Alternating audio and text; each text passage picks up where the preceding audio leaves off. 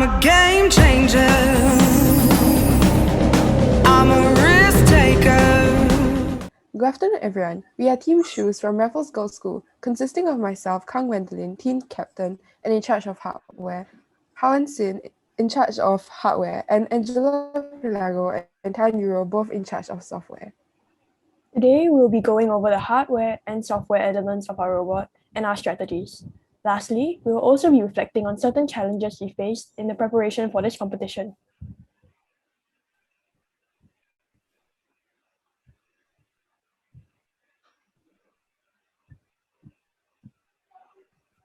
Firstly, we'll start off with hardware, starting with our bottom plate. On the bottom plate, we have our TEMS, LED ring, and Pro Micro. The four motors are also screwed onto the bottom and middle plate. The TEMS are positioned in the shape of a ring surrounding the LED ring, spaced out by equal angles to maximize the robot's ability to sense the white line on the field before it moves out of the boundary. Evenly spaced TEMS also reduces the blind spots of the TEMS. However, we were unable to fit all 18 TEMS in one circle surrounding the LED ring, as 4 of the TEMS would be located under the motors and could not fit below. Hence, we have an inner ring of TEMS. That also acts as a fail-safe, just in case the outer ring does not sense the line in time. This ring follows alignment of the outer ring of TEMS. The rings of TEMS are surrounding the LED ring so that the intensity of light received by all the TEMS is roughly equal to allow for easier calibration of thresholds for the colors on the field. Referring to the diagram, 9 TEMS are connected to the Pro Micro, while the other 9 TEMS are wired to the TINSI 3.5 on the top plate. The power and ground outlets of the TEMS are also linked up so that there is minimal amount of wiring present on the crowded bottom plate. Onto our middle plate. The battery is inserted into the middle of the robot underneath the motor drivers through a hole on the side of the robot, which is later sealed off with a latch once the battery is inside to keep the battery secure. This setup allows us to insert and remove the battery easily. The edges of our ball capture zone are rounded off so as to assist the ball in rolling into the ball capture zone. To ensure that the ball fits nicely into our ball capture zone while keeping the 2.5 cm depth limit of the ball capture zone in mind, we took into account the height of the bottom and middle plates off the ground and the depth of the ball that was within the ball capture zone. Lastly, onto our top plate. On the top plate, we have 5 time-of-flight sensors, the camera, 5-volt voltage regulator, multiplexer, and the TINSI 3.5. For the TOFs, one faces forward, one faces right, one faces left, and there are 2 that face the back to detect the distance between the robot and the sides of the field. There are 2 TOFs placed facing the back of the robot, placed as far apart as possible, so that as a goalie, it can sense the large difference between TOF values and move back to the middle of the goal. These 2 GIFs show the TOF brackets we designed that hold the TOFs in place on the top plate, which we weren't able to get printed due to COVID. The camera lens is placed right at the center of the plate so as to be able to see the entire field through the mirror located above it. There are also standoffs of height 10 cm so that the mirror is placed at the optimum height in relation to the field of view of the camera for the camera to be able to see everything on the field. Apart from LED ring and TEMS on the bottom plate, the rest of the programmable components are powered by the TINSI 3.5 on the top plate. Now moving on to our mirror. To ensure that the camera's vision is not blocked by any parts of the robot, we needed to make the mirror such that no part of the robot could be seen. Since the tip of the mirror is where the light ray that hits the middle of the sensor sees, we drew a cone out from the tip to ensure that the view will not be blocked by the rest of the robot. For our mirror design, we originally used a hyperbolic mirror. This is because a hyperbolic mirror allows us to see everything on the field, as every light ray will be reflected directly down into the camera. To determine the equation for our hyperbolic curve, we use both the hyperbolic and linear equations, x squared over a squared minus y squared over b squared equals 1, and y equals to mx plus c, respectively, to form a simultaneous equation to find the 2 unknowns a and b.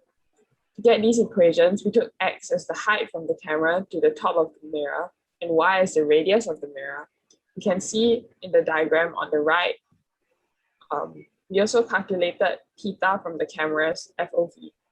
This FOV was calculated by moving a 5 by 5 cm paper closer to the camera until the edges were no longer visible to get a triangle with 5 cm as the breadth, and used trigonometry to get an FOV of around 43.857 degrees horizontally and 57.046 degrees vertically. To form the hyperbolic mirror, we tried two methods. The first method was using the vacuum former to form the general shape of the mirror, followed by the heat gun to smooth out the creases at the edge. Unfortunately, despite multiple attempts, the creases were still unable to be smoothed out enough for a clear image to be formed on the mirror surface. The second method we tried was to use the heat gun to heat up the mirror sheet before pressing it down on the mold, after which we used the heat gun to heat the edges and smooth out the creases. However, this led to the mold heating up too quickly and melting. We also tried coating the mold with a layer of spray paint to act as an insulation layer, but the mold still continued to melt.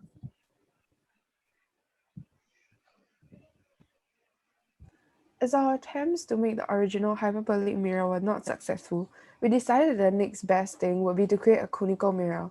However, one limitation is that for conical mirror, the object tends to shrink significantly as it gets closer to the center of the mirror, eventually leading to a blind spot. Though a conical mirror is not as good as a hyperbolic mirror, it was still a decent substitute, as you can still see objects that are far away clearly.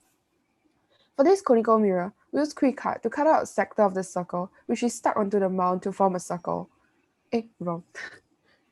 For this conical mirror, we used Cricut to cut out a sector of the circle, which we stuck on the mount to form the cone. The values of the cone were calculated in a similar way to the values of the hyperbola. However, for the cone, we were only required to find the gradient and the value of theta.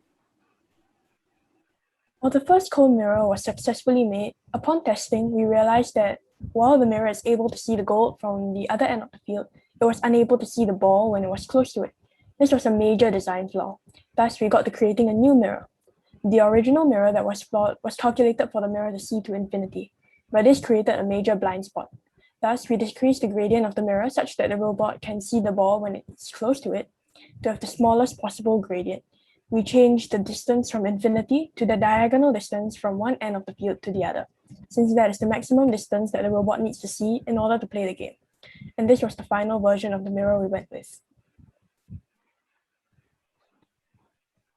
Now we will be going into the software side, and we will start off with our temps. We use our temps to detect the colors on the field and sense whether the robot is about to exit the boundary area. Much higher values are detected from lighter colors, such as white, than darker colors, such as green, allowing us to know whether the robot has crossed the boundary area or not. For example, if temps 8 and 9 sense the white boundary line, that is, they are printing a value larger than the threshold for green, the robot will carry out different sets of actions to move back into the boundary area accordingly. As we don't have the exact values from the field due to COVID-19 restraints, we were unable to properly complete the algorithm for this. However, here is a video of our temps detecting the thresholds for light and dark colors.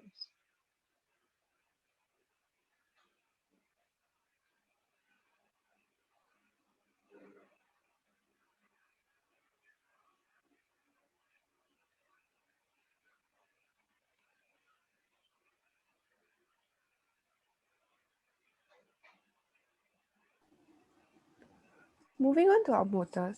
For motors, we created two classes in our library, one motor and all motors, each controlling one motor and four motors respectively.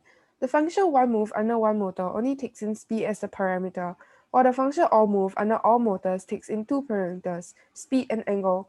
The axis of the robot is offset by 45 degrees because of the robot's design. So before we take our calculations, we need to add 45 degrees back. The all move function also makes use of the one move function to run all four motors at the same time, where northeast and southwest moves on the x-axis and southeast and northwest move on the y-axis. The individual speed of northeast and southwest can be found by taking the speed times sine of the angle, and that of southeast and northwest can be found by taking the speed times cosine of the angle, as the sine and cosine gives the x and y values respectively. Unfortunately, due to some constraints we faced, we were unable to complete the code and algorithms for our motors. However, moving forward, should we choose to take part in the technical challenges, we aim to complete them. We aim to further incorporate data we obtain from our sensors like the cameras, TEM, and compass into our motor movement. For instance, using the angle at which the ball is to the robot obtained from the camera, there are different strategies we plan to use based on where the ball is in relation to the robot, so that the robot will always be facing the goal and be able to score. If the ball is within the ball capture zone, the robot will head straight towards the ball and drive it into the goal. If the ball is in the front zone, but not within the ball capture zone, by finding the x and y coordinate of the ball and the distance between them and using trigonometry and Pythagoras theorem, the robot will be able to move at a calculated angle towards the ball, and then once it reaches the ball, it will start moving forwards to score. But if the ball is behind the robot will move towards the ball for a certain distance before it is near enough. By calculating the x and y coordinates of the ball and robot and the distance between them, the robot will travel tangent to the circle made with the ball as the center of the circle, and the robot's coordinates as a point on the circumference. This robot will continue to orbit the ball until the ball is in front of the robot and it can move forward to score. The reason why the robot moves closer to the ball before orbiting is because the further the robot from the ball, the subsequent circle calculated will be very large and thus will make a very big orbit, which will be slow and inefficient.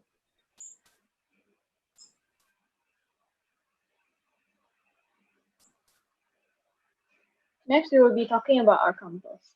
For our compass, it sends values through I2C communication to the teensy, and this value is taken in by the motor function as the angle.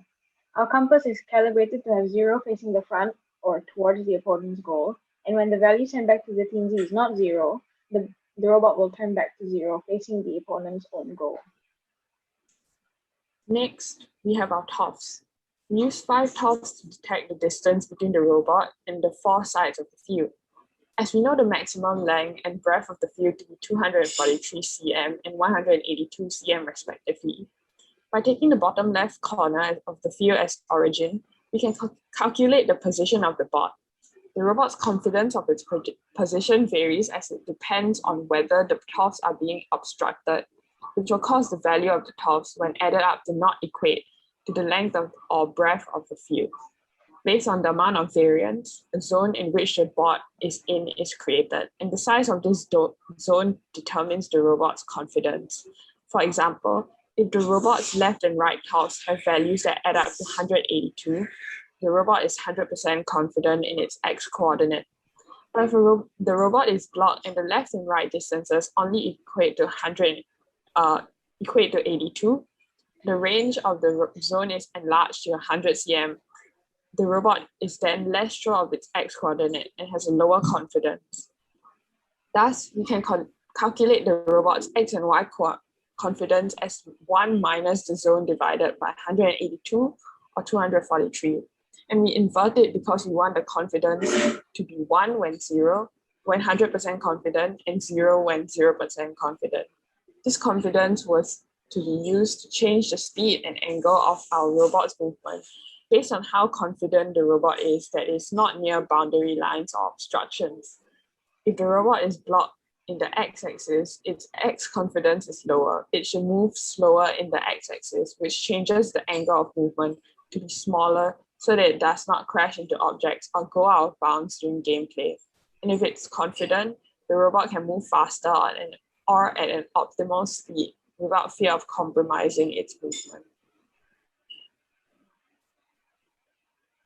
For our robots, we use the camera to detect the coordinates of the ball and the goalposts through color blob tracking of the various thresholds. The camera tracks the color of the object to determine its position, and from there it will be able to find the coordinates.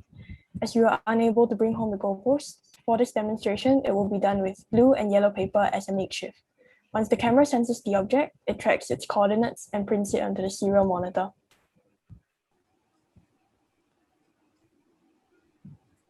Since the resolution of the camera is 320 by 240, The coordinates of the center of the robot will be 160 by 120, since the mirror is placed right in the middle.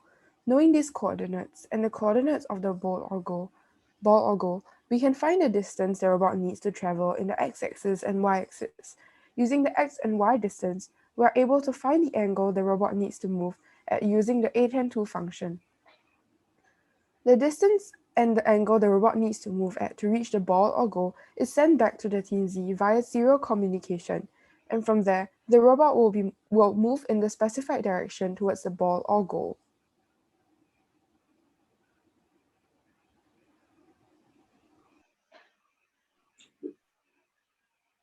That's all we have for software. Now moving on to some challenges we face in the process of getting our robots ready. Firstly, we overlooked some design flaws, which we only noticed after we started to build up our robot. These included having insufficient analog pins for TEMs on the Pro Micro, as there were only 9 pins and we had 18 TEMs. Thus, to solve this issue, we first mapped out which pins each component needed onto a schematic, so that we were able to see where each pin was going to be soldered and adjust accordingly. From the schematics, we realized that we had 9 free analog pins for the TEMs on the Team Z and adjusted our plans accordingly. Another mistake we made was miscalculating the size of the hole for the switch, and we were unable to fit the switch onto our robot. To fix this problem, we had to manually enlarge the holes with a hand drill. But as this was done by hand, it might not have been entirely accurate. In the early stages of building up our bottom plate, we realized that our LED ring was not lighting up. Later, we realized that since our PCB carbon plates could conduct electricity and were in direct contact with the LED ring, given the way we mounted the LED ring onto the bottom plate, it was shorting the LED ring. We then had to remove and reattach the ring with tape separating the ring from the plate. Another issue we faced was that we forgot to include proper holes for standoffs on the mirror mold to attach the handle. Hence, only 2 points of the handle could be fitted in, which meant that the handle was not as sturdy as we hoped for it to be. From these experiences, we learned that in the future, we must be careful and plan ahead by marking out things we need to do and how we would do them. Of course, there might still be things that we might not think of, but planning ahead can help to reduce unexpected situations and allow us to resolve problems before they get out of hand. Lastly, COVID was also a problem logistically, as when full HBL started, we were unable to use the resources in the school, like the field and machinery, and the resources we could bring home were also limited. We had to drive to each other's houses to pass the robot between us, and only one person could work on the robot at one time. Furthermore, many of our new designs that were supposed to be 3D printed could not be completed in time, and we had to use what we had and could find. Reflecting on our journey learning up to today, we felt that we could have been more strategic in the delegation of work, especially when we entered full HBL. During full HBL, some members had a greater workload than others, and staff ended up being rushed because of that. We felt that we could have also been more organized and timely in our updates. During some sessions, we forgot to update on what we had worked on and did not upload newer versions of the code or library. This led to members sometimes using the wrong version of the code when editing and testing. Lastly, time management is also one of the major components we could have improved on. Despite detailing out multiple timelines, we did not consistently follow our timeline or consistently make adjustments if we were behind time. If we had constantly updated the timeline and stuck to it, it would have ensured that we were more on track to completing our robots with sufficient time to make any small adjustments. Apart from this, we have also learned the importance of teamwork and adaptability. The construction and coding of our robot was disrupted by the announcement of full HBL, which resulted in us being unable to meet in school to work on the robot. However, we were able to overcome this by organizing regular meetings online in order to ensure everyone is up to date with the progress of the robot. Before we end off, we would like to share the final design of our robot. We would also like to thank our teachers and friends for their constant support and guidance. And with that, we have come to the end of our presentation. Thank you for your kind attention.